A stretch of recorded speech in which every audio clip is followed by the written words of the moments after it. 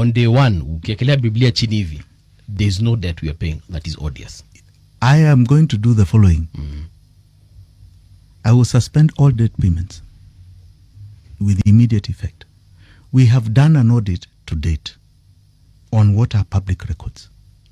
But as I'm seeing in other countries, Senegal being one, Zambia another, when new governments have come in and they do an audit, they find other things.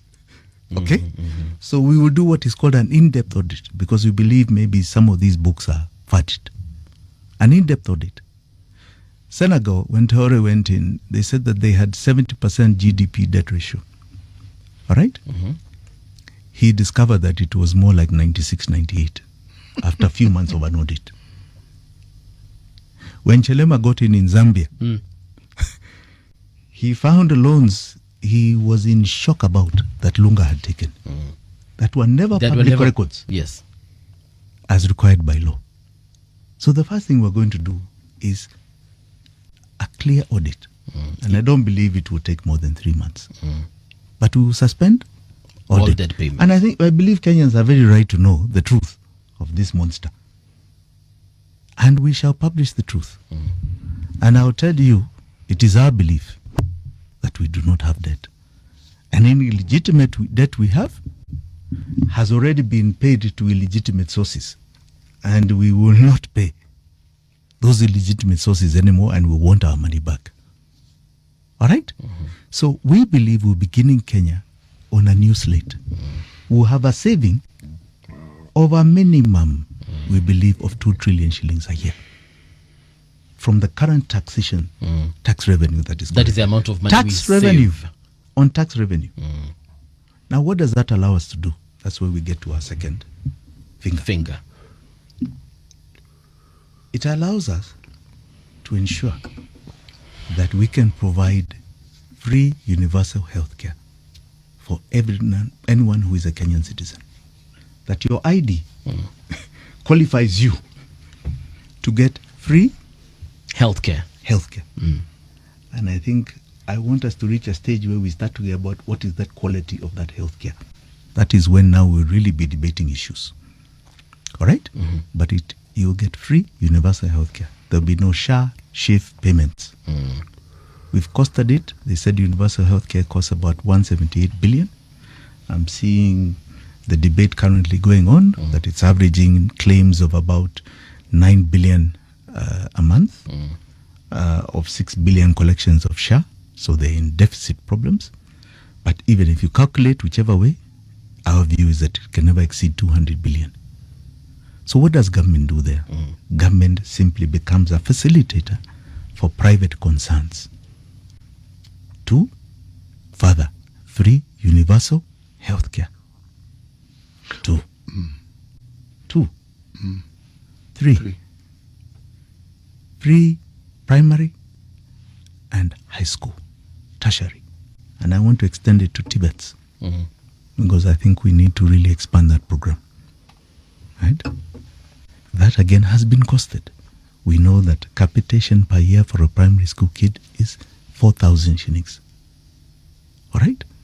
That times 11 million takes you to 44 billion. We know high school, there are only 5 million kids in high school. So 6 billion along the way, they are failed after primary school. We know the cost is about 20 to 22,000. It's another 80 billion or so. University, we only take 300,000 university. But we'll get to that. But we are saying we'll offer free primary and free secondary education. And we'll have enough money, even in 200 billion, to start expanding our high schools because we don't have physical schools, right? And expanding teacher enrollment. All right? In 200 billion.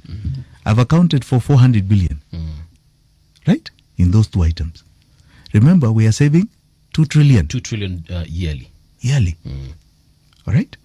Now, the next is something I say, I'm sure elicit a lot of debate, which is VAT. In order to stimulate the way CT was talking about, an economy, You need to give them back money in their pockets. We've already given them back their cost of health. We've given them their cost of education back in their pockets.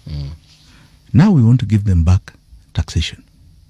And we are saying we want to reduce VAT to 5%.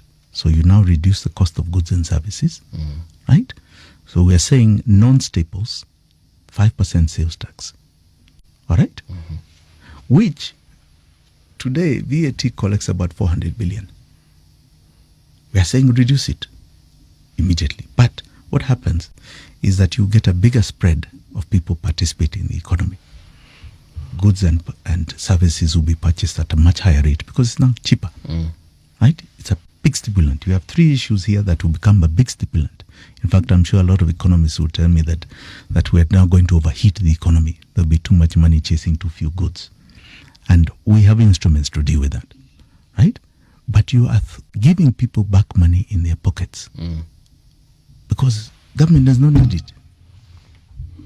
Does not need it. How will you attract these new taxpayers? What do you mean new taxpayers? Why do you need to attract them? We already have why new taxpayers? I'm saying take the current figures. I'm not asking about new taxpayers. Take the current figures. If VAT is 400 billion today, right? And I'm reducing